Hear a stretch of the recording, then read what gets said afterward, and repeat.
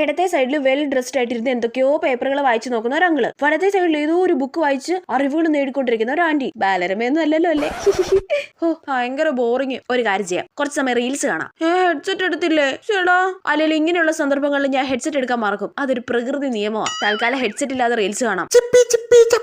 അയ്യോ, ഇതിന് ഇത്ര സൗണ്ട് ഉണ്ടായിരുന്നോ? സൗണ്ട് കുറയ്ക്ക്. Sorry uncle, sorry aunty. Sound ഇല്ലാതെ റീൽസ് കാണാം. ഇപ്പോഴാണ് നീതുമോൾ എന്ന വിദഗ്ധയുടെ ആവശ്യം വരുന്നത്. റീൽസിൽ എന്താ പറയുന്നതെന്ന് അവരുടെ വായിൽ നോക്കി കണ്ടുപിടിച്ച് മനസ്സിലാക്കണം. ഇവൻ എന്തോ പാടുവാ. ഓ നെഞ്ചുക്കൾ പെയ്തിടും മാമഴ. യെസ്, അത് തന്നെ. ഈ ഡാൻസ് സ്റ്റെപ്പ് കണ്ടിട്ട് ഇത് മറ്റേ